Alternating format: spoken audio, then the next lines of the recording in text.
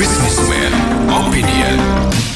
Mitra bisnis, OJK menyoroti semakin banyaknya finansial influencer atau YouTuber atau TikToker yang memberikan berbagai rekomendasi investasi atau produk jasa keuangan. Nah, menurut OJK, banyak dari TikToker atau YouTuber itu tidak memiliki latar belakang keuangan yang mumpuni, sehingga OJK mempertimbangkan akan adanya sertifikasi resmi. Namun di sisi lain banyak juga para konten kreator itu membagikan ilmunya berdasarkan pengalaman atau otodidak. Apa komentar Anda mitra bisnis mengenai rencana adanya sertifikasi terhadap konten kreator finansial ini? Silakan berikan komentar Anda di 633-9160 atau WhatsApp call di 0816-924-924. Iya, OJK menyampaikan begitu. Ya, di posisi OJK begitu, ya wajar-wajar menyampaikan bahwa banyak konten kreator atau pribadi-pribadi lah di TikTok atau di ini menyampaikan pendapat sendiri mengenai hal-hal yang berhubungan sama investasi atau keuangan. Lalu mereka sebenarnya juga wajar aja karena mereka merasa bahwa ada sesuatu yang harus disampaikan. Dan mereka kan sudah note bahwa itu disclaimer, itu bukan ajakan investasi. Nah, jadi resikonya tetap ditanggung masing-masing. Mereka hanya menyampaikan pendapat. Menurut saya, satu ya, kecuali OJK sudah membuktikan bahwa itu konten kreator tersebut itu banyak sekali merugikan warga masyarakat yang akhirnya masuk ke ranah pidana atau perdata sehingga ya perlu ditetapkan. Tapi kalau tidak, maka biarlah warga masyarakat itu berkreatif dulu ya sampai suatu saat. Kalau semuanya itu harus dikasih sertifikasi, maka apakah sertifikat tersebut itu menjamin kan belum tentu juga. Memang mungkin akan lebih baik sebagian lulus dapat sertifikat, sebagian malas ikut ujian tidak dapat sertifikat, akhirnya tidak bisa membuat konten kreator begitu. Kan enggak juga. Jadi itu dampaknya juga luas karena konten kreator ini masyarakat yang ingin menyampaikan pendapat tadi ya, ada sebagian yang karena memang pengalaman pribadi ingin sharing. Menurut saya sih masih dalam tahap yang wajar-wajar saja lah.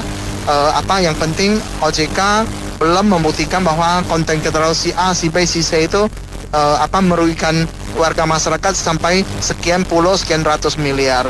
Ya, jadi hal-hal yang lebih besar menurut saya pengawasan yang ketat terhadap perbankan, pengawasan yang lebih ketat kepada perusahaan-perusahaan asuransi dan koperasi itu adalah yang paling utama. Tangkap yang besar-besar dulu. OJK maksudnya bertugas memonitor, audit dan kontrol, bikin peraturan yang mumpuni untuk yang dampaknya besar dulu. Perbankan, koperasi, asuransi, begitu banyak asuransi yang dari pagi Jiwasraya dan lain sebagainya itu OJK bagaimana juga kelolosan kan, padahal OJK artinya kan semuanya sudah sertifikasi. Semua pimpinan OJK itu kan sudah sertifikasi, sudah kuliahnya S1, S2, S3, profesor. Kelolosan juga. Bank-bank juga banyak yang bermasalah. Koperasi juga banyak sekali yang bermasalah. Koperasi Surya atau apa itu, asuransi juga banyak sekali yang bermasalah. Menurut saya OJK itu menyampaikan pendapat sih boleh. Sertifikasi nanti satu tidak menjamin, yang kedua biaya besar, yang ketiga siapa yang sertifikasi, apakah orang yang sertifikasi itu udah pasti jagoannya, maksudnya yang paling berpengalaman, paling ini kan belum tentu juga. Jadi menurut saya boleh sih boleh aja, tapi belum waktunya lah. Biar warga masyarakat berkreatif dulu, kecuali mereka sampai menyimpang dan mengajak atau merugikan warga masyarakat. Ya, OJK lebih fokus kepada pekerjaan utama menjaga finansial Indonesia yang besar-besar dulu dijaga dengan baik-baik lah. Demikian Pak, terima kasih. Ya, OJK ini kan ibarat mungkin dulu Mas Santo pernah dengar penggembala kambing ya. Ini dia OJK ini semacam penggembala kambing, tapi yang dia lirik kok malah bebek gitu loh. Bisa mengawasi hal-hal yang besar, yang kayak finansial keuangan yang lain-lain gitu loh. Tapi ini apa yang ngurusin konten kreator yang gak ada hubungan sama mereka gitu. apalagi yang dibahas para content creator ini kan sekedar apa namanya kayak semacam edukasi lah gitu Mas. Jadi mungkin kalaupun para si konten nggak berpengalaman, masih nggak punya basic keuangan yang bagus, paling nggak kan mereka bisa copy paste dari beberapa sumber yang bisa dipercaya. Kemudian mereka presentasikan lagi dalam bentuk apa tadi itu YouTube ya. Terus dia kasih narasi sedikit supaya para pemirsanya bisa belajar. Mungkin yang tadi yang nggak ngerti jadi ngerti sedikit-sedikit gitu loh Mas. Saya rasa sih yang namanya konten kreator kan mirip produser gitu Mas ya. Perlu sertifikasi lah. Kalau dia mau sertifikasi masih banyak profesi lain yang ada hubungannya dengan OJK gitu. Jangan kan semacam di YouTube itu semacam hiburan lah kalau saya bilang ya. Walaupun mungkin lebih tepatnya hiburan yang mendidik gitu loh. Jadi kan bisa, kalaupun memang benar bisa dipertanggungjawabkan ya syukur. Tapi kalau enggak kan ya namanya mereka masih saling belajar dan saling melengkapi satu sama lain gitu. Dan saya yakin juga para pemirsa yang melihatnya juga enggak ditelah 100% sesuai dengan yang dikatakan oleh si para konten kreator gitu Mas. Jadi saya bilang tadi dia kayak penggembala kambing tapi yang dilirik malah fake, jadi jauh udah melenceng dari kerjaan dia sebenarnya gitu. Terima kasih.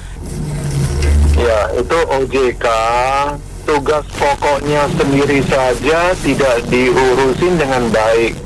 Contoh, beberapa asuransi seperti asuransi Jiwasraya, asuransi Kresna, sampai tidak diawasin kemudian tidak bisa membayar menjamin nasabahnya.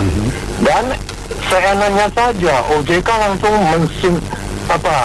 menyuntik mati mereka, mencabut izin mereka. Tega benar. Nah, sekarang hal-hal yang remeh-temeh yang YouTuber, mereka mau influencer, mereka mau coba untuk memberikan edukasi dengan free ya. Ini OJK cari masalah ya, jadi istilahnya kurang kerjaan. Sedangkan kerjaan pokok dia untuk mengawasi institusi keuangan tidak dijalankan dengan baik. Bagaimana nanti istilahnya nanti dia bilang lembaga itu kurang apa, seperti Investri. Nah, mau di Uber itu CEO-nya Andrian. Karena apa? Karena udah mismanagement. Lah, begitu gampang dia langsung cabut izin saja. Dia harus memberikan bimbingan, penyuluhan, dan juga pengawasan. Bukan mengawasi hal-hal yang remeh-temeh begitu. Benar-benar pusing.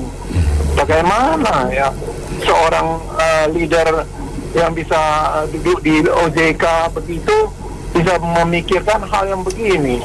Aduh, benar-benar sebaiknya dicopot saja itu pimpinan-pimpinannya itu, karena dia hanya bisa menyuntik mati dan hanya melemparkan kepada lembaga tersebut. Contohnya Investri. Oh, itu CEO-nya itu yang salah itu, yang menggelapkan dana gitu-gitu. Itu saja. Makanya benar-benar sangat tidak bertanggung jawab. Ya, tugas pokok tidak dijalankan, tetapi tugas yang lain dia mau raup lagi. Itu semuanya motivasinya tidak benar. Terima kasih. Jadi sertifikasi integritas OJK aja dulu. Semua orang OJK integritasnya disertifikasi. Daripada ngurusin YouTuber yang sudah profesional. Mereka itu kan, YouTuber itu kan bukan hanya menganalisa bursa abal-abal Indonesia. Itu udah go internasional banyak. Jadi mendingan itu aja ya Mas Anto. Disertifikasi integritas orang-orang OJK termasuk bosnya. Itu aja, terima kasih. Kalau hal-hal yang seperti itu bagian ke teknisnya aja ya Pak. Masyarakat kita kan cenderung lebih ke agak terbelakang soal teknologi Pak. Artinya nanti kalau udah rame baru dibikinin sama pemerintah, sama seperti royalti hak cipta, pengarang lagu dan lain sebagainya kan. Jadi menurut saya mah hal-hal yang seperti itu nggak usah dipikirkan dulu lah baiknya menurut saya, karena banyak banget persoalan negara kita yang perlu harus diperbaiki, baik itu di hukumnya, baik itu di SDM-nya, baik itu di administrasinya, baik itu di infrastrukturnya. Wah banyak kali kalau kita sebutin Pak. Mungkin begitu aja lah. Saya nggak mau panjang lebar, kalau kelebaran mentok, diangkat susah, dimiringin berat, Pak. Ya. Oke, saya juga ada, saya berkecimpung di industri keuangan. Iya. Saya lihat ini sih cuma kalah-kalah aja untuk OJK cari uang. Karena balik lagi kan ya, apa sih yang OJK kan sudah kerjakan, investasi bodong sudah sampai meluas pun tidak bisa ditangani dengan baik. Dilihatlah itu yang banyak lah, yang itu kayak money gaming segala macam. Mereka tidak bisa, mereka cuma ambil duit doang. Sekarang kalau misalnya itu kenapa cuma influencer? Banyak yang di bawah itu ada kayak grup WA, grup Telegram, yang kasih sinyal-sinyal segala macam, itu juga mereka nggak bisa tindak kan. Ini mah cuma mereka mau cari uang aja, karena kelihatannya kan investor seperti itu. Karena kalau sertifikasi kan nanti pasti ada biayanya lagi. Jadi menurut saya ini udah nggak ada guna, cuma mau cari uang aja. Itu aja. Oke. Kalau gua sih nggak pakai analisa teknikal fundamental, bro. Bandarmologi. Widih, punya jalur nih. Ordal, bro, ordal. Oh, ordal, bagi dong. Goto kemana, bro? Nanti disclaimer on. Kita ngomong begini bahaya, bro. OJK minta sertifikat nuntar. Serius, pancingan gue kena lagi. Sekarang pertanyaan gue gini, bro, kalau udah sertifikat emang bisa cuan? Nah, sekarang kan gini, kalau analogi yang dipakai kan katanya orang nggak ngerti, ya nggak? Jadi harus disertifikat. Jadi kalau udah sertifikat cuan dong. Gua mau kalau begitu. Iya dong, bro. Iya. Kan logikanya begitu. Sederhana aja kita. Nggak usah jauh-jauh deh ilmunya. Mau apa? Pakai candlestick lah, mau MA10 nggak? MA15 kagak ada itu, nggak? Yang penting sertifikat berarti cuan. Lucu, nggak? Makanya gue bilang kalau dia bikin sertifikat, besok Beni Rahmadi kalau lagi analisis bursa itu lu kudu bersertifikat, bro. Nggak boleh lu ngomong lu mau kayak gile lu. Udah punya sertifikat belum, bro? Iya nggak?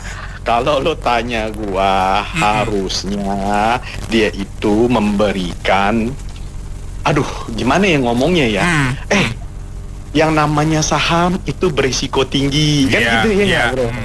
Anda tidak bisa sembarang masuk, dikasih knowledge. Bukan lu cari Kang tahu. Kalau tadi bapak-bapak ngomong barusan, Kang tahu itu, bro, Kang tahu, enggak? Iya, temennya Putau, bukan Kuntau. Nah, itu dia. Baru gue mau nanya. Hubungannya sama Kuntau apaan? Jadi udahlah, OJK nggak usah overlapping. Kita juga tahu dia tuh udah jebol berapa banyak, nggak? Udah disebutin dah tuh sama pendengar-pendengar yang lain, nggak? Emangnya udah bener, nggak? Kalau emang kerjaan dia udah bener semua, sampai udah kagak ada kerjaan lagi, boleh dah, nggak? Iya nggak? Nggak ada tuh yang namanya kasus nasabah dirugikan karena judulnya sudah diawasi oleh OJK. Kan gitu ya. Jadi orang ada kepercayaan. Ujungnya gue balik lagi ke kepercayaan, bro. Iya nggak? Jadi selama ini kita kan bahasanya udah diawasi OJK, ujung-ujungnya hancur juga. Bener nggak, bro? Kita kan gini, yang kita nih bisnis opinion, nggak ngomong sembarangan, ya nggak? Kita harus utamain fakta. Kayak kemarin kita ngomong, kasih Prabowo waktu. Setuju, bro, udah 100 hari lebih. Cuman pertanyaan kita, Pak Prabowo selama menjabat udah belum menggolkan istilahnya produk yang anti korupsi. Kan begitu ya nggak? Kalau belum, judulnya kan masih omon-omon. Iya nggak? Kalau dulu kita dibilang Pak Prabowo, Pak Jokowi itu bukan ketua partai, jadi nggak bisa ngegerakin DPR. Buat produk hukum itu susah, nggak? Sekarang udah ketua partai, nguasai DPR, produk hukumnya kagak jadi-jadi. Jadi rakyat ngelihatnya gini, lah Pak Prabowo, ayo dong, kasih ke dong kita lihat. supaya di sini yang businessman opinion kagak apatis, betul nggak bro? Iya. Kita lihat OJK jebol juga. Gua mau ngomong yang lain. BP POM itu, lu bayangin kedelai yang kita makan GMO semua. Lu bayangin kalau kita di luar negeri, lu nggak bisa masuk bro. Nggak usah jauh-jauh, lu ke Singapura aja. Lu lihat anggur, nggak bakal jebol, itu ada pestisidanya. Lah kalau kita udah makan dibilang kagak ada juga, hanya Tuhan yang tahu kan bro. Kan sama kita judulnya. Lah sekarang kita ngomong kejaksaan lagi ribut, masuk angin. Beritanya rame ya bro ya. Bunyi kelima si kumis dapat tuh rumah katanya. Nah lo, gara-gara ada yang dikunjungin tengah malam. Lo, sama berapa juta dolar. Biarin aja tuh para pendengar yang cari tahu, bukan gua. Nanti jatuhnya gua ngegibah ke ibu-ibu itu bro. Batal puasa lu ntar. Wah iya, gua cuma dapet lapernya aja bro. Bener nggak? Nah sekarang gini, Pertamina DPR-nya nggak mau bentuk pansus panja. Partainya Pak Presiden ternyata yang nolak. Kan kocak ini orang. Jadi mau ngomong apapun, OJK lah, BP POM lah apa, semua rakyat udah ngomongnya, Pak, kerja yang bener dah. Iya nggak? Kerja. Kalau kerja lu sudah bener, lu mau bikin sertifikat, tiap 1 bulan renewal juga orang bayar. Iya nggak? Tapi apakah itu memang jalan keluarnya? Kita nggak bisa sembarangan ngomong. Iya dong. Nah sekarang lu bikin aturan, nggak logik lah bro, nggak logik. Buat gua nggak logik. Mungkin pro dan kontra ada, tapi kita jelasin gitu loh, ya nggak? Kita nggak menyudutkan salah satu pihak, kita ngomongnya fair, ya dong. Pakailah yang memang, yang terlihat itu, nggak pakai omon-omon, ya nggak? Ini produknya. Karena kalau dengan sertifikat OJK jamin pembicaranya adalah orang-orang yang ngerti, maka Anda ketika invest tidak akan jebol. Besok gue denger Benny Ramadi nih, ada ceramah, gue ikut langsung, nggak? Iya. Itu aja dari gue. Makasih bro. Paling penting yang kata disclaimer ya. Nah, disclaimer bener Pak. Itu ya. Jadi Anda kalau mau jadi bego ya, ikut influencer. Nah, itu suka-suka lu deh ya. Nah, lu jeblos ya jeblos deh ya.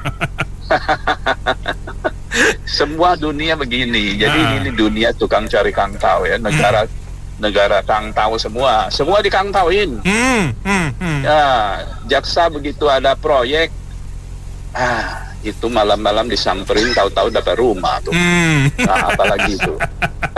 OJK memangnya kurang apa beritanya dulu juga disuapin kan? Jebol. Kita nggak kekurangan kasus begituan. Jadi kalau kadang saya suka geli, sudah terdaftar di OJK. Kayak itu udah jaminan aja. Buktinya kalau waktu jebol juga dia mingkem tuh dia. Jadi negara ini udah amburadul lah kalau masalah penegakan hukum ya. Yang masalahnya yang punya wewenang didagangin. Lu mau ini ada kasus kan? Mau gampang nggak setoran? Ya, nanti sampai di tangan siapa? Setoran juga. Jadi makanya korupsi kita ini ya sudah bukan ngomong miliaran ya atau ratusan juta. Ini ratusan T, ribuan T. Itu proyek.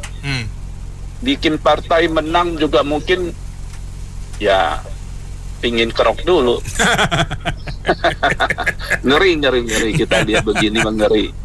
Dia mah nggak peduli mau Ukraina masih perang apa enggak ya. Sebodoh amat, yang penting di sini isi dulu. Ya, Cina udah mau pesawat sampai ke Mars lah apalah. Nggak peduli, yang penting kita tetap isi kantong sama bisa naik surga. Iya, mikirin korupsi dari bulan ke bulan ya. Aduh, itu OJK kenapa ngurusinnya begitu? Ya, itu ada perusahaan bangkrut namanya Flintex. Ya kan? Laporan keuangan ada persediaan jutaan dolar. Besoknya restatement jadi nol, jadi rugi, bangkrut. Itu diapain? Ya kan? Di auditornya diapain, direkturnya diapain? Nggak ada. Ya kan? Itu kan penipuan sebenarnya. Ya, ya urus yang begitu-begitu dulu lah. Ya, Ya, kalau sertifikat kan kita kalau ikut seminar atau pelatihan apa kan, meskipun kita belum mahir ya, yang penting udah ikut, udah dikasih sertifikat tuh ya. Iya. Atau dia mau sertifikatnya yang sulit, ada ujiannya atau kayak gimana? Menurut saya sih sebenarnya kan sertifikat kayak gelar sarjana semua itu kan bisa didapat gitu loh. Cuman kan kalau niat orang kan beda. Ya kan dia mau niat mau nipu, mau flexing atau apa kan nggak ada hubungan dengan sertifikat gitu loh. Bukan berarti punya sertifikat berarti dia orangnya benar. Oh enggak. Iya. Justru kita yang bisa tertipu sama embel-embel. Oh kita punya sertifikat ini. Malah kita bisa jadi terpaku sama itu, bisa ditipu gitu. Menurut saya sih mendingan ya ada sosialisasi lah atau di yang saya bilang tadi di sekolah-sekolah dari dini ya, jangan mungkin dari SMP atau SMA lah ya. Kayak Warren Buffett kan belajar dari umur 5 tahun atau berapa tuh. Jadi udah mahir. Kalau kita kan kurang ya, literasinya kurang tentang hal ini gitu loh. Jadi biar mereka itu yang bisa pintar gitu loh. Jangan berdasarkan sertifikat gitu loh. Kita nggak bisa nilai orang dari sertifikat aja sih gitu. Ini kalau OJK itu bagusnya itu ya kalau mau ikut-ikutan di sosmed ya nasihatilah, ngasih tahu hati-hati ya kan. Kadang-kadang namanya di sosmed bukan orang bisnis tapi ngelatih orang bisnis. Dan kadang-kadang yang orang bisnis malah ngasih ilmunya saya, nanti jadi saingan saya. Kan begitu. Kan memang usahanya begitu, usahanya dia begitu. Makanya cukuplah dikasih tahu masyarakat hati-hati, di sebelah banyak penipuan, banyak yang benar. Lagu-lagu melatih jadi pengusaha, dianya aja pengangguran. Kan begitu, kan banyak kayak gitu. Nggak usah nurut pakai sertifikat kan malah pada lengah orang-orang. Tidak punya sertifikat dipercaya, tapi OJK nggak mau ganti. Makasih. Betul Bu, itu adek itu sertifikat kan bisa palsu. Betul. Rumah aja sertifikatnya bisa palsu. Benar. Nanti palsu dia bakal mancing orang, duitnya udah banyak, nggak tahu belakangnya ada siapa deckingnya. Iya. Diurus-urus duitnya ujung-ujung udah banyak kayak dicaplok. Mendingan jangan pada main ya, Mbak. Jangan deh, jangan pada main. Itu buat apa sih? Aduh, minta ampun, saya lihatnya kesian kepada ketipu-tipu begitu. Dengan sertifikat jadi nipu orang. Oke, makasih ya. OJK tau gak kepanjangan Mary? Apa tuh? Mau tanya Mary, OJK apa panjangan? Organisasi jarang kerja. Itu nggak ada kerjaan. Itu hukum kita kacau, bentuklah macam-macam instansi organisasi KPK segala macam, tau gak? Orang kreatif ya. Yang penting yang dulu OJK selesaikan dulu, ada nggak? Dan sok macam-macam gitu. Banyak kan dulu asuransi apa mana mereka selesaikan itu. Yalah, saya punya pandangan dari ya, saya sih nggak pintar dia, mungkin sekolah. Kalau suatu negara hukumnya kacau pasti banyak masalah, Mary. Benar. Orang korupsi nggak ada sertifikat triliun-triliun kok. Ada nggak sertifikat tuh? Nah itu bilangin sama OJK gitu. Korupsi triliun-triliun cuma hukumannya goceng 3 tahun. Itu nggak ada sertifikat tuh. Nah itulah negara kita. Ya saya sih udah nggak heran, nggak lucu lah. Cuma ya kadang-kadang yang saya harus makan ya kita ngobrol di udara, Mary ya. Iya. Percuma mereka kan sebenarnya bolot, pelawak bolot, tahu dong orang ngomong apa itu. Jadi kuping pada budak tuh pejabat kita gitu, nggak ada benar. Tadi OJK mau mengeluarkan sertifikasi ya. Artinya di sana harus ada orang-orang yang memang lebih ahli kan, gitu. Dari dari content creator ya. Ya, kenapa nggak OJK bikin sendiri konten-kontennya gitu ya, sehingga nanti menjadi referensi juga bagi yang lain gitu. Kan orang juga kalau udah biasa lihat yang bagus, lihat yang nggak bagus kan pasti artinya juga konten kreator terpacu untuk membuat yang lebih bagus gitu. Karena kalau sertifikasi kan cuma sekali di depan tuh. Ya pas lagi deket-deket dia sertifikat, dia bikin yang bagus, tapi nanti mungkin di waktu lain mungkin karena ada sponsor siapa kita nggak tahu, dia membuat yang berbeda gitu. Orang udah keburu percaya udah tersertifikasi gitu. Nah, lebih baik OJK bikinlah konten sendiri, atau dia menjadi semacam badan yang dia melihat artinya oke nih konten ini kurang bagus, nanti dia ikut aja komentar. Kalau di YouTube misalkan atau di medsos manapun nanti bisa komentar, oh ini isinya nih menurut kami kurang baik, misalkan kasih bintang 2 kayak bintang 1 gitu. Lebih baik itu daripada sertifikasi yang artinya dia harus menyiapkan orang dan bikin repot si konten kreator gitu ya kan. Itu aja Mbak. Setuju banget. Dengan alasan begini, dalam beberapa tahun terakhir, mungkin dalam 7-8 tahun setelah media sosial menjadi viral, itu udah menjadi sifat manusia dimanapun, terutama di Indonesia yang lagi bertumbuh. Dalam hal setiap manusia Indonesia pengen berusaha muncul identitasnya. Banyak dilihat orang, kalau bisa dipuji orang. Jadi mereka dengan ilmu apa, bukan dengan ilmu, dengan pengetahuan apa adanya, berusaha sharing supaya yang penting identitasnya muncul aja. Itu aja satu. Jadi artinya apa yang mereka sharing itu bisa jadi bukan suatu manfaat tapi bisa jadi suatu salah kaprah, artinya dibimbing ke arah yang salah apabila mereka tidak punya dasar pengetahuan yang baik. Cuma ingin memunculkan identitas. Jadi saya setuju orang-orang seperti itu jangan sembarangan berani sharing, tapi harus ada regulasinya. Terutama ini hal menyangkut duit. Ya tentunya ini penting sekali diatur. Terima kasih. OJK bener nggak sih itu apa fungsinya itu? Maksudnya mengeluarkan sertifikat model begitu, apa iya tugasnya OJK? Karena OJK ini kan kita tahu dia lembaga super yang istilahnya ngawasin semua instrumen perusahaan keuangan lah ya, mau asuransi mau apalah ya nggak. Tapi buktinya juga bobol-bobol juga kan gitu loh OJK-nya. Kejebolan juga gitu. Itu tadi udah disebutin sama pendengar-pendengar yang lain, nggak perlu disebutin lah. Dan triliunan kok ya nggak jebolnya. Apakah dengan slogan sudah diawasi OJK tuh juga udah bener? Nasabah tuh tenang kan, nggak juga buktinya kan gitu, Mer. Jadi saya lihat kalau mau fungsi-fungsi penyuluhan itu mungkin tugasnya bursa kali ya, otoritas ya, untuk menintroduce ini dan sekaligus menyampaikan pesan-pesan bahwa percayalah, itu mah tugasnya mungkin saya ngelihat apa OJK overlapping gitu loh. Karena dia sendiri kerjanya juga belum bener tapi mau ngurusin yang berbau kangtau gitu loh ya nggak, mau cari kangtau kah untuk sertifikat ya nggak, Mer. Itu aja kalau menurut saya.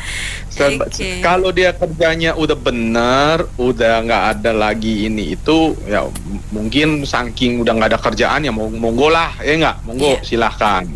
Nah buat saya mah yang penting sertifikat penceramah itu yang bahaya. Karena memecah belah negara itu lebih gila itu mah saya bilang. Nah itu yang gawat, mengadu domba rakyat di bawah. Kalau ini instrumen keuangan, masyarakat dieduket aja bahwa ini high risk begitu. Jangan uang Anda harus Anda jaga baik-baik. Kurang lebih seperti itu gitu loh. Jadi OJK kembalilah ke marwahnya dulu sampai zero ya nggak, zero dia punya mistakes lah kurang lebih nggak ya. Jadi nggak ada lagi nasabah-nasabah dirugikan. Slogannya sudah diawasi OJK pun. Pertama, semua orang tahu bahwa main saham itu high risk. Pertama, yang kedua, yang namanya konten kreator ya, yang bicara tentang saham itu dia selalu ngomong disclaimer on. Artinya lu boleh ikut, kalau lu nggak percaya, lu dari kita yang menentukan, bukan jadi maksudnya mereka memberikan pemikiran mereka, tapi akhirnya kan kembali ke investor sendiri mau ngikutin nggak. Kalau lu pinter ya jangan ikutin kalau nggak punya ilmu gitu loh. Maksudnya orang yang mau di saham yang harus belajar. Jadi orang yang mempengaruhi banyak banget, mau bodohin orang itu banyak banget, tapi maksudnya kita yang harus pintar-pintar gitu loh. Kalau kita keprosoknya risiko, namanya hidup itu ada risiko. Mengenai memberikan sertifikasi itu ya, itu kan saya berpikir lagi nih, OJK ini kurang kerjaan apa atau kurang duit apa mau bikin lagi sertifikasi bayar gitu kan. Halo? Iya. Jelaskan sertifikasi kan tidak free, bayar. Betul. Lah ngapain gitu loh. Banyak kasus yang sudah diawasi OJK kecolongan, artinya mungkin kerjaannya juga belum beres seperti kata Pak Tun tadi. Nah itu dia, kembali lagi mengapain ngurusin hal-hal yang menurut saya malah tidak penting, hal-hal yang penting nggak diurus gitu loh. Ini yang masalah ya. Ibu tadi ada ngomong tentang Jiwasraya lah, itu kan problemnya jelek banget, itu diawasi OJK loh.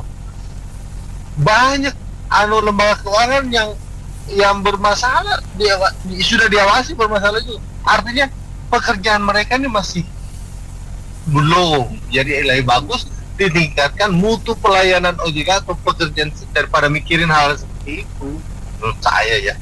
Kira itu sih. Menurut saya OJK itu nggak perlu mengeluarkan sertifikasi, ya kan? Karena mereka itu kan profesinya YouTuber, jadi sebagai influencer hanya untuk promo, memperkenalkan.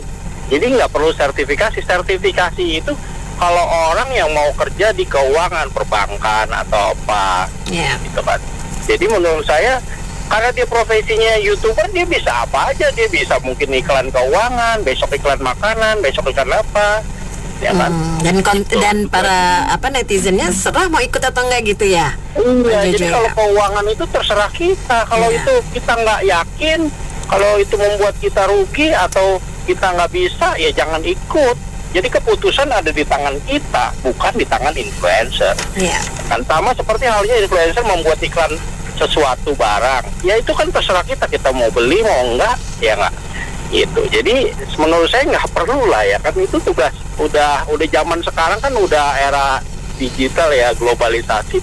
Ya memang itu profesinya influencer ya seperti itu. Jadi sertifikasi itu cuman banyakin sertifikat aja kan uang lagi, bingung lah saya lah ya. Nggak perlu lah kayak gitu ya. Saya setuju dengan telepon sebelumnya. Nggak perlu sertifikasi lah, itu jadi nambah-nambah kerjaan saja. Jadi maksud saya mendingan OJK tuh urusin tuh ke institusi yang berpotensi untuk penipuan bodong gitu loh, investasi bodong gitu loh. Itu mendingan konsentrasi ke sana saja. Yang kayak gini nggak usah diurusin.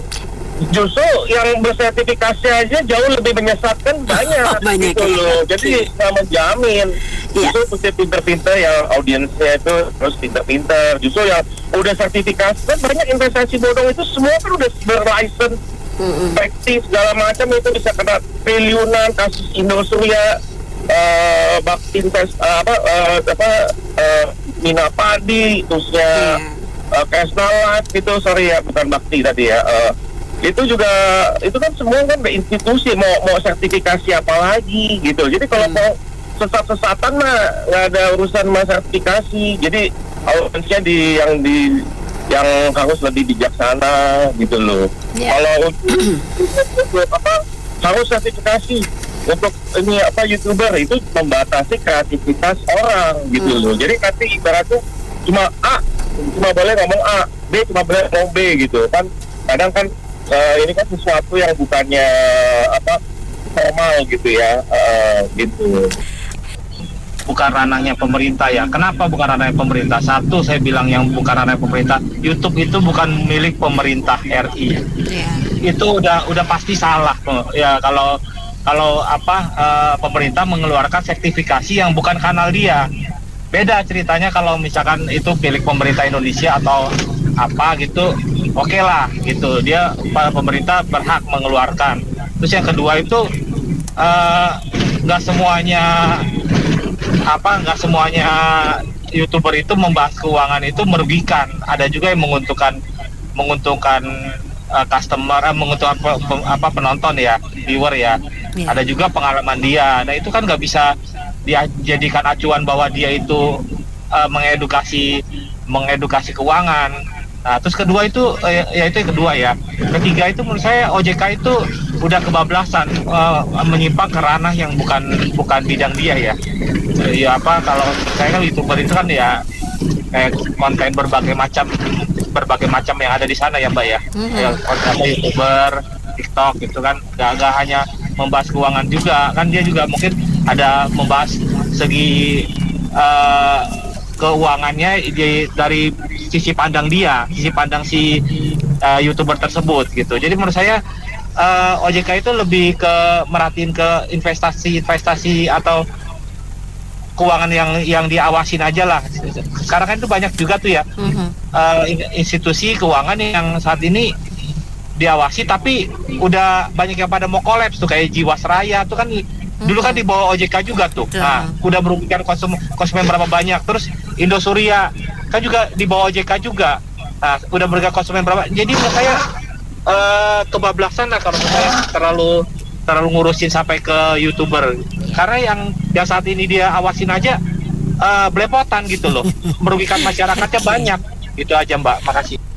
Saya pikir-pikir lagi bangsa ini gini. Saya punya langganan psikolog yang biasanya saya pakai untuk ngetes anak-anak yang calon staff ya. Oke, untuk rekrutmen ya.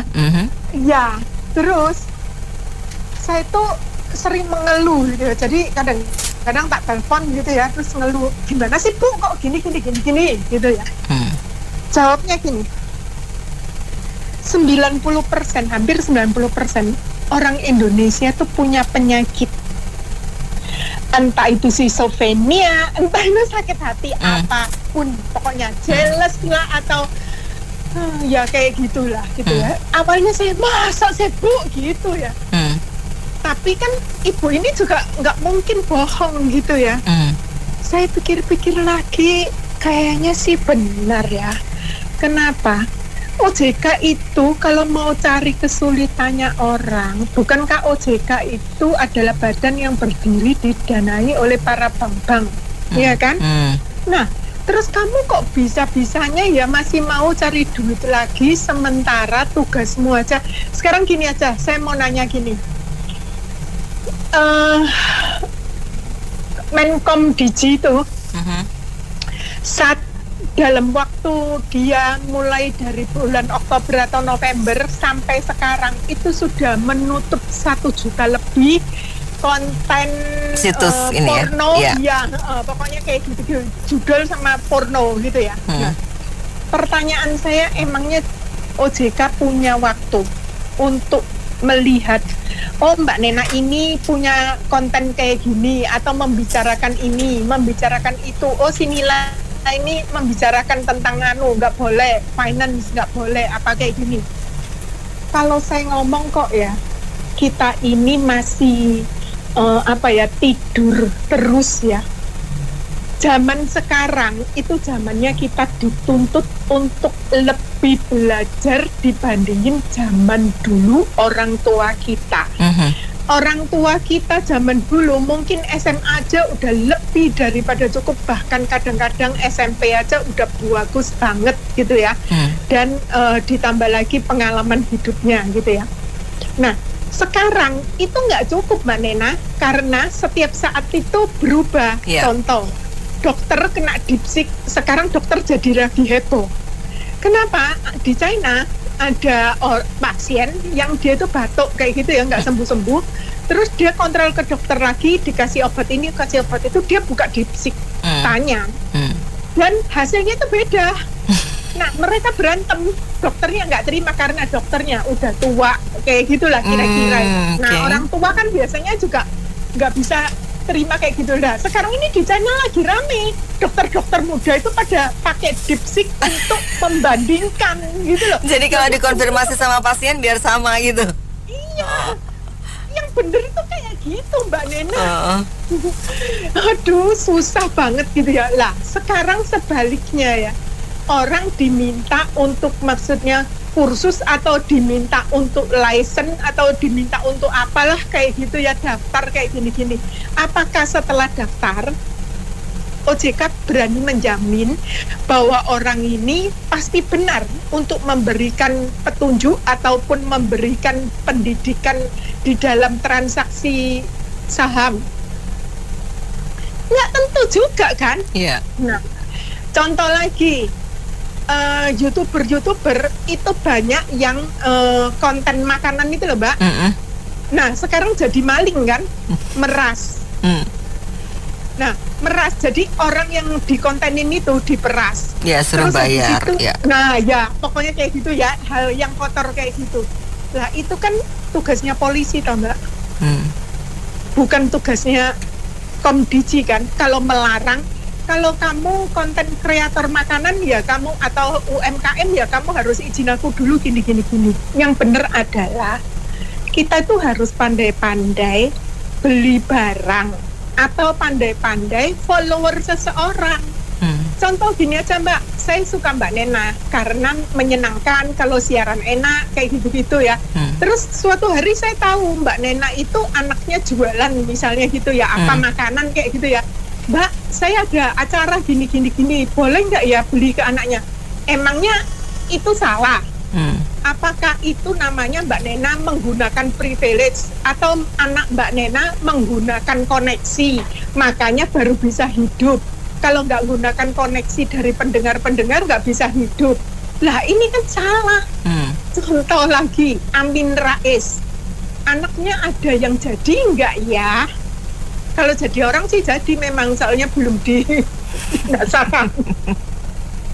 Tapi sekarang ada nggak yang nonjol? Padahal Amin Rais itu sebelum Jokowi apa-apa, Jokowi mungkin masih di pinggir sungai rumahnya, tapi Amin Rais itu udah terkenal di Amerika. Tapi anaknya gimana? Kok nggak bisa menggunakan privilege bapaknya? Kok nggak bisa ngikuti nama baiknya bapaknya atau nama besarnya bapaknya?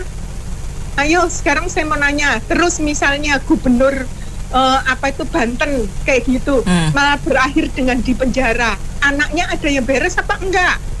Lah, hal-hal seperti ini sekarang gini, contoh kalau misalnya yang namanya siapa anaknya Pak Jokowi yang kecil itu menggunakan privilege bapaknya atau turunan namanya, emang nama bisa diturunkan kalau lu memang nggak bisa membawa.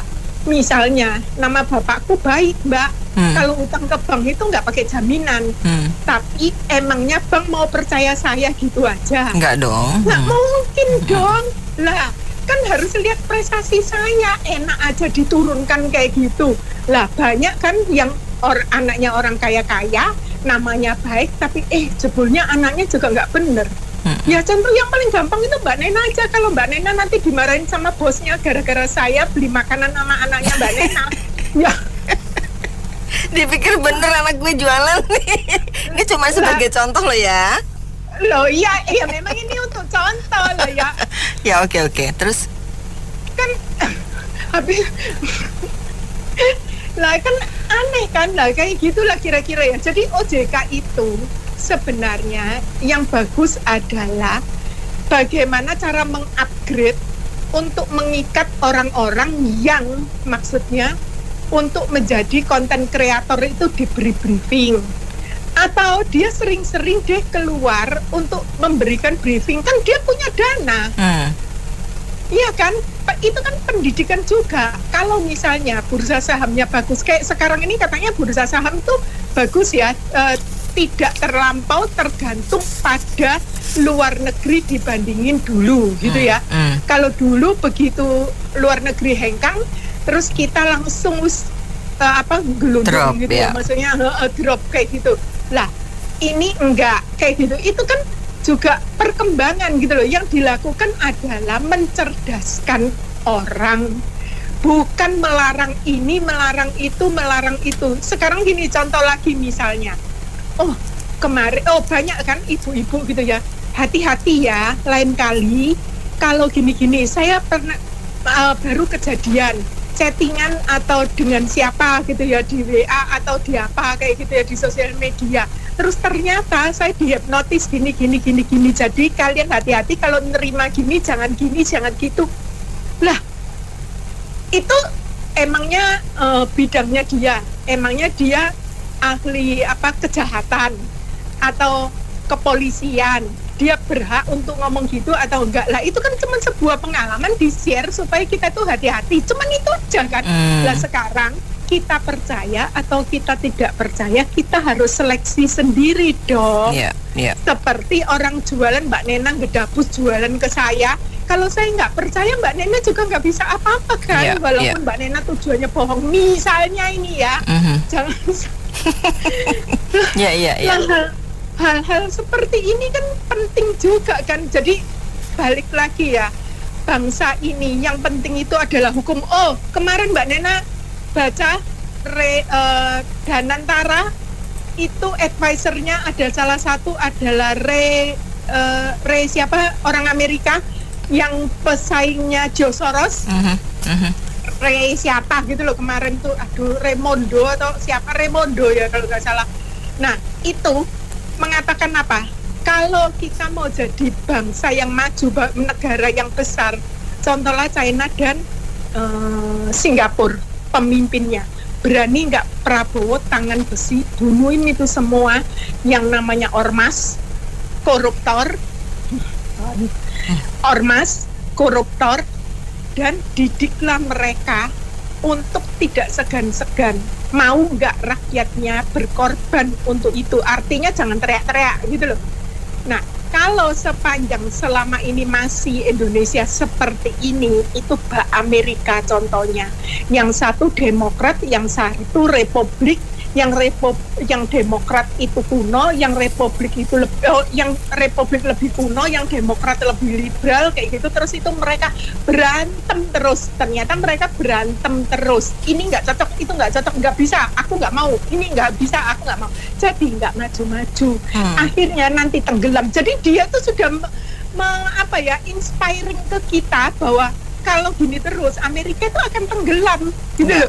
Lah, sementara Cina, Deng Xiaoping itu dia masih hidup 80 tahun ke depan, itu sudah diramalin oleh dia bahwa Cina bakal tahun sekian harus ini, tahun sekian harus ini, tahun sekian harus ini, dan itu tercapai sampai orangnya meninggal pun cita-cita itu masih dilanjutin gitu loh.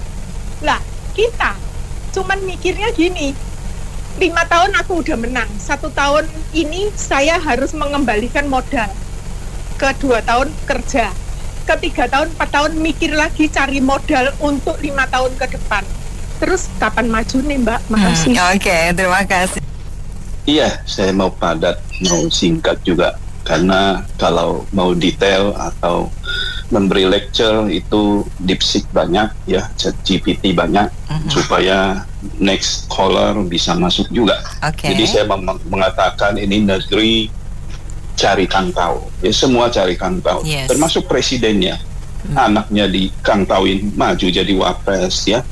Kemudian begitu dikritik dia bilang buktinya 58%.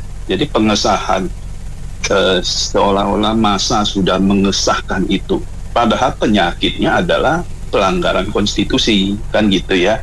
Jadi ya diikutin oleh bawahannya. OJK juga kalau itu influencer memberi misleading ya, dengan mempengaruhi pengikutnya untuk suruh masuk dan beli ini, kalau dia mengencourage orang untuk melek saham, melek bursa, oke. Tapi kalau dia udah mengarahkan, oh ini bagus nih, itu tergantung dia ya, namanya udah free market.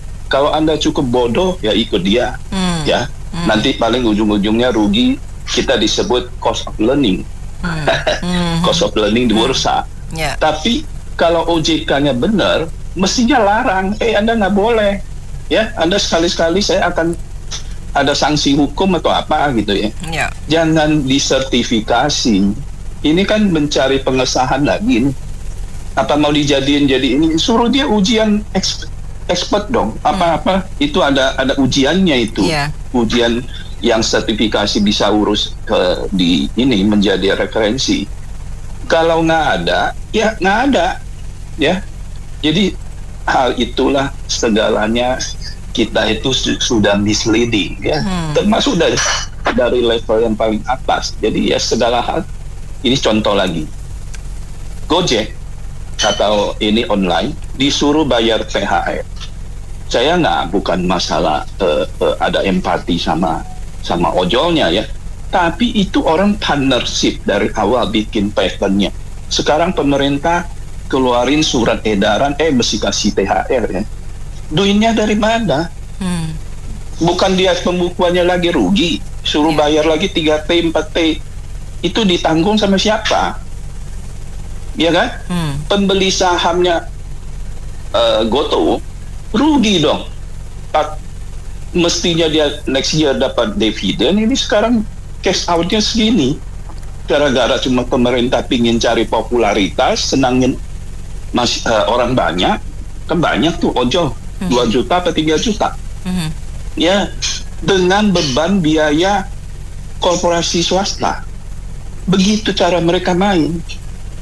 Jadi ini negeri tukang cari kangtau. Jadi kalau dia nggak ada untuk penegakan hukum atau lurus ya, suruh mendidik kita supaya belajar yang rajin ya, kerja yang rajin ya, peras keringat supaya nanti makmur semua. Tapi enggak, diajarin ikut bermain politik, ikut penguasa pasti kaya raya. Dan kalau korupsi asana ketahuan katanya. Kalau ketahuan juga hukumannya ringan. Begitu. Makasih. Menurut saya sih agak susah ya. Sekarang kalau mengandalkan satu institusi gitu loh. Biasanya kayak itu aja yang kosmetik tuh udah viral sama dokter itu baru entar kayak minyak goreng udah viral baru kayak fungsi kontrolnya itu mana gitu loh. Kan udah banyak yang lolos, kita mau menerapkan sertifikasi berarti entar seterusnya dia pasti memberikan informasi yang benar gitu. Kan nggak ada, pengawasan kita itu kurang di sini. Jadi kita nggak bisa ngandelin lembaga-lembaga kayak gitu. Menurut saya sih lebih baik dikasih edukasi dan di sekolah dari awal gitu loh. Jadi dimasukkan salah satu kurikulum tentang misalnya investasi, jangan cuma yang matematika atau apa ya. Itu penting, cuma ditambahin lagi gitu loh. Jadi dari awal dari sekolah mereka udah paham. Karena kan maksud saya ya, kadang orang yang masuk kayak gini kan mereka kan nggak terbujuk sama rayuan-rayuan. Biasanya euforia. Kamu ngapain gitu loh, kayak di usia tua kan, jalan udah susah, mau kemana-mana susah, mau naik mobil sport, susah, nggak refleksnya nggak kayak muda, ya kan, mendingan mau pilih itu atau mau muda cepet kaya gitu loh. Kan maksud saya karena orang yang udah tergiur, dia dikasih foto-foto, dia naik mobil inilah, punya biasanya, ini. Padahal betul, flexing tapi bluffing ya. Iya, itu kan belum tentu punya dia juga, bisa juga dia bayar. Ada loh yang di Cina itu dia bayar mobil, influencer gitu biar dikasih lihat orang dia hidupnya enak, jalan-jalan kemana-mana. Padahal dia tidur di sofanya itu yang di kalau masuk hotel itu kan ada yang lobbynya gitu, dia tidur di situ. Maka maksud saya gini, kalau dan pendidikan di sekolah ditambahin lah, biar orang udah teredukasi dari awal. Kita jangan mengandalkan institusi mana yang kontrol, nggak ada sekarang. Gitu aja ya. Ini mungkin gitu ya, itu mungkin begitu, mungkin ini tujuannya itu biar ada pemasukan untuk institusi kali begitu kali nih, nggak nuduh. Jadi ya kali kan kayak makan halal dan haram kan, katanya biar kelihatan religi harus ada tulisannya halal kan. Padahal Tuhan saja itu yang disebut itu yang haram, yang Tuhan saja. Yang haram doang. Politik jangan dibakar, nggak boleh, lainnya boleh. Tapi Indonesia kan, itu pemerintahnya lebih gitu, berlebihan. Jadi akibatnya menimbulkan biaya tinggi. Ya, yang punya jabatan saya enak-enak aja, banyak pemasukan. Ya, masyarakat kan jadi beban. Makasih. Oke. Jadi temanya ini ada wacana ya dari OJK, Otoritas Jasa Keuangan, untuk memberikan sertifikasi gitu ya kepada influencer ya. Entah itu di semua platform media sosial ya. Ya, Instagram, TikTok dan lain-lain. Oke. Jadi gini Mbak, ini dari sudut pandang saya ya. Kalau OJK itu memberikan wacana, memberikan usulan, berarti peran negara memang harus hadir, ya. Berarti OJK mungkin menemukan ya, ada beberapa di sosial media supaya tidak ngalor ngidul gitu ya Mbak mungkin ya. Jadi satu goals. Jadi memang kalau memang ada anggarannya monggo dari OJK ya. Ini sekali lagi anggarannya OJK. Jadi bagaimana mungkin nanti ada semacam pembekalan training gitu ya untuk bagaimana menjadi trader yang baik ya. Saya dulu zaman saya kuliah itu sering ada Mbak ya, dari mungkin dari pihak swasta terutama ya, baik bank atau company itu yang memberikan pembekalan materi ya untuk menjadi trader yang baik. Bagaimana paling tidak basicnya itu selama sekitar 3 hari sampai 1 minggu ya. Tapi jadi kalau influencer ini kan ibaratnya mereka di endorse ya, di sponsor ya. Jadi mungkin bisa jadi yang pertama mereka sebetulnya tidak tahu menau ya, bagaimana untuk menjadi seorang trader yang baik, lalu juga analisis marketnya. Mungkin mereka awam, tapi karena si A atau saya bilangnya si influencer ini memang mungkin dikenal punya nama besar ya, punya nama besar. Jadi ibaratnya ini iklan lah ya, dompleng gitu. Nah ini memang harus perlu dibenahi. Jadi biar istilahnya mungkin yang influencer A bicara B, yang satu bicara C gitu kan, secara otodidak. Kalau berdasarkan experience atau didak mereka sendiri, itu kan masing-masing subjektivitas ya Mbak ya. Tapi paling tidak memang OJK perlu ada anggaran yang memang untuk pembekalan materi basic. Jadi saya juga dulu sebelumnya juga memang pernah mengikuti itu, hanya 3 hari saja cukup kok. Sebetulnya BEI juga punya pojok BEI ya, mereka juga banyak melakukan sosialisasi dan edukasi ya. Jadi ini memang, tapi tadi seperti Pak sebelumnya katakan Pak Zainal, itu mungkin yang perlu sertifikasi itu yang dari haram halal ya untuk korupsi gitu ya, seperti Pak Zainal katakan tadi. Halal dan haram. Iya kan ya, itu perlu itu emergensi sertifikasi gitu ya. Jadi jangan hanya, mohon maaf ya, makan B2 haram ya, tapi makan uang korupsi dan halal ya. Kan ada jokes gitu Mbak. Kalau ketawa napas sedikit. Iya kan? B2 haram ya kan, babu sama makan uang korupsi halal gitu ya. Kan ada jokes begitu. Iya betul. Begitu loh. Jadi saya sih sepakat dengan saya sih terinspirasi ya sama filosofi Wali Songo. Ini mungkin kita agak topik ya Mbak ya. Itu kan ada Molimo ya, kalau orang Jawa ngerti ya Mbak Molimo ya. Anoto Madat. Yang pertama Madat apa tuh ngeberat. Madan tuh apa, main perempuan. Terus main ya, judi ya kah, maling loh, koruptor iki.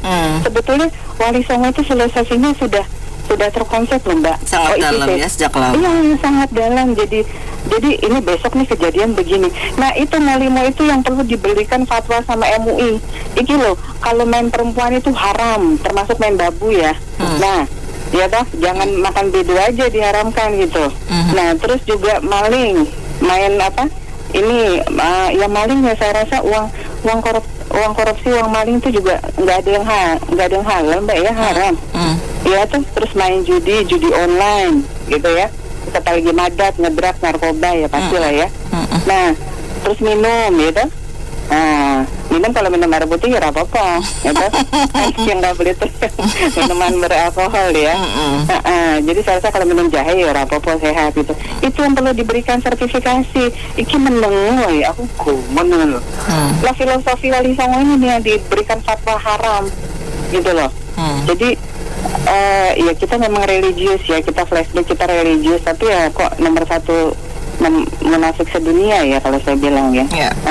Jadi ya kalau untuk agendanya untuk pembenahan ya Mbak ya, untuk memberikan pembekalan, apalagi ini influencer ini kan biasanya kan Gen Z ya yang mungkin ini ya monggo gitu. Saya rasa anggarannya ya nggak terlalu signifikan lah ya, orang bank-bank company swasta zaman saya dulu itu bisa kok ngasih pembekalan 3 hari seminggu gitu.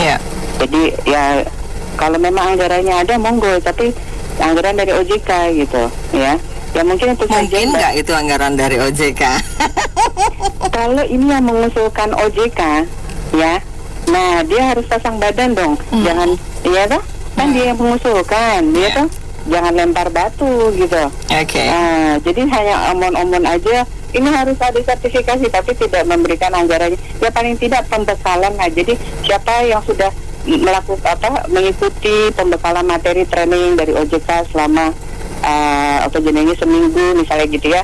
Nah jadi sebelum influencer itu dia speak di berbagai sosial media, ini harus ini dulu gitu ditata, termasuk kan sekarang kalau sertifikasi ada Mbak, sertifikasi guru ya sudah ada ya, sertifikasi guru. Jadi ya kalau memang tujuannya untuk biar orang alur ngidul yang si jini mulai yang si jini mengetan mana tuh Mbak.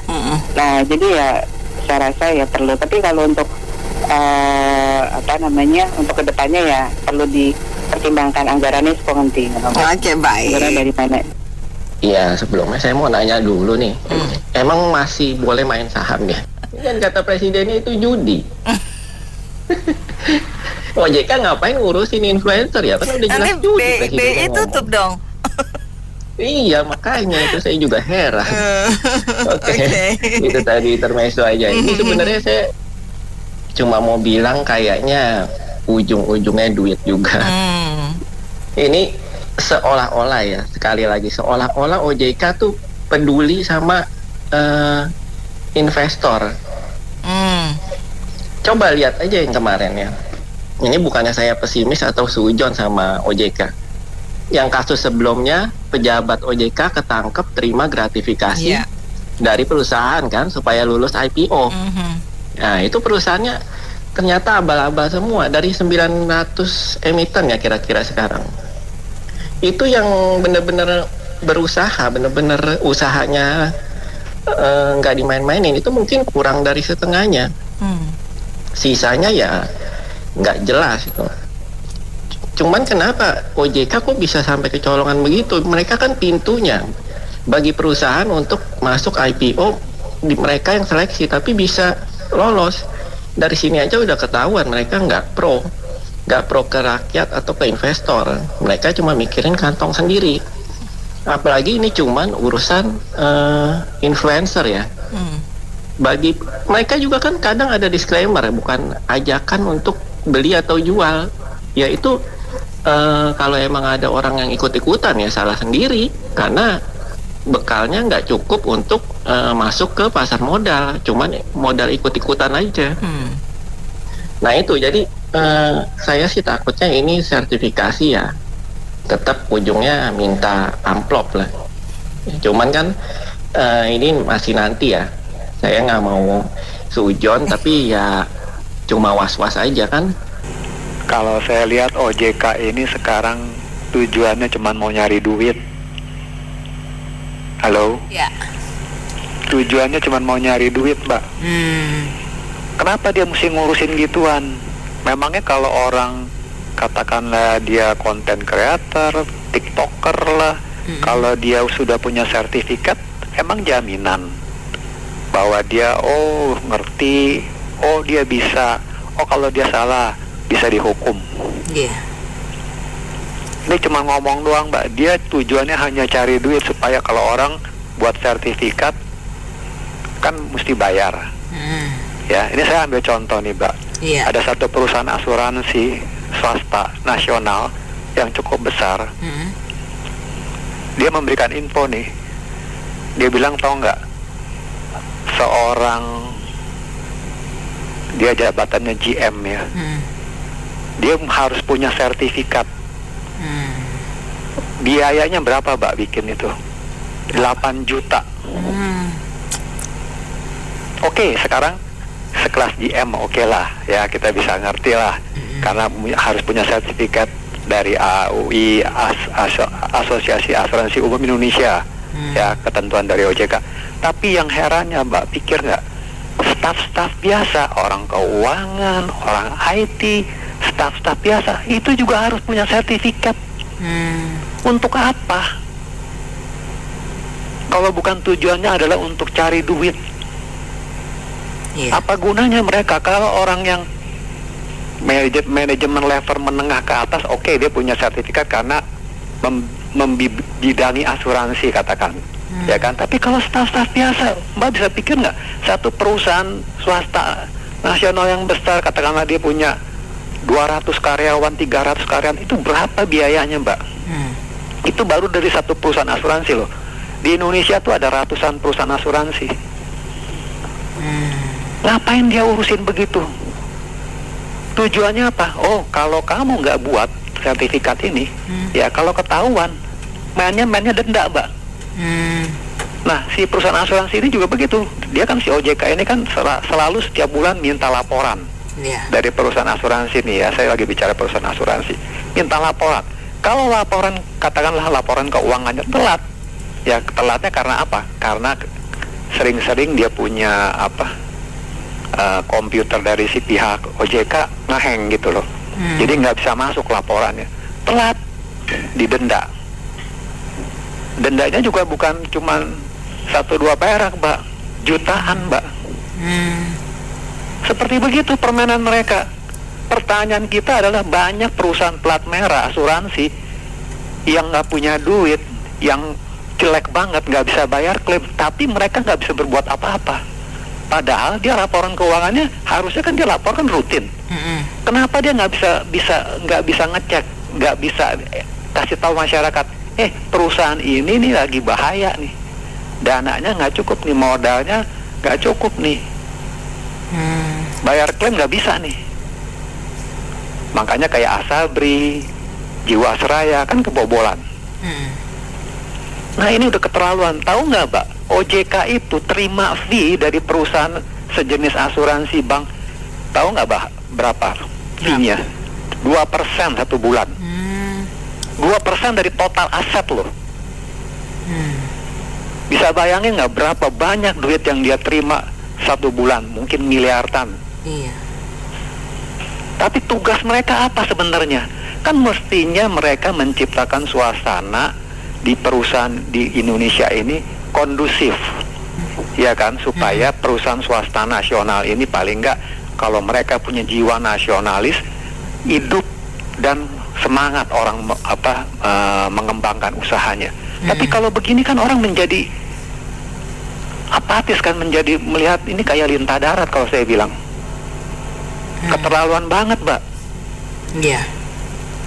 Ya, jadi kita sekarang lagi nyoroti soal Pertamina, soal Timah, soal Antam, ya kan, soal minyak goreng. Nah, sekarang kayak begini, coba pikir aja, coba lama-lama apa enggak kacau, Mbak, negara ini.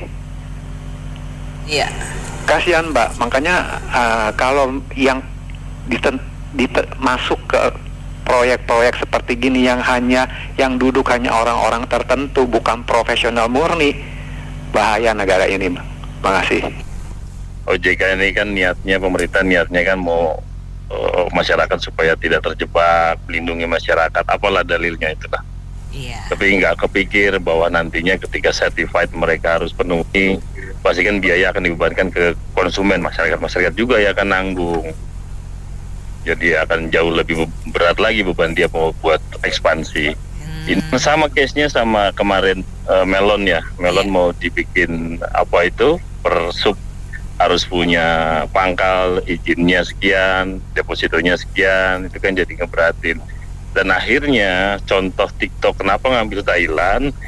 Ini kan harusnya terpikir impact-nya akan ke begitu, bahwa bisnis besar nggak akan kepikiran kenapa masuk ke Indonesia, kenapa jadi pilihan. Karena kepastian hukumnya selalu berubah, selalu nggak ada hal yang pasti. Mereka meng-hire coba orang lokal harus punya ketentuan-ketentuan yang menurut pemerintah. Saya rasa baiknya dikaji lah. Yang akhirnya nih coba contoh ojek online ya ojek online tuh akhirnya dipenuhi, dia punya THR. Kenapa nggak ke sentra-sentra yang lebih hari ini jadi sorotan? Kenapa buang-buang? Maksud oke lah mereka butuh itu. Kan perhitungannya justru ada yang lebih bijak dong. Kan sumbernya sama, pendapatannya didapatnya dari mana kan sama. Tolong pemerintah hari ini melalui Pepas FM yang semakin banyak nih orang speak up buat bagaimana mengkritisi kondisi hari ini. Tolong lagi-lagi bisa jadi pertimbangan. Begitu Pak FM terus menyuarakan speak up. Terima kasih. Terima kasih kembali Pak Andri atas komentarnya. Baik, mitra bisnis, opini dari Pak Andri tadi sekaligus menutup sesi Businessman Opinion kali ini. Terima kasih Julian sudah berpartisipasi. Saya Anita Wijaya.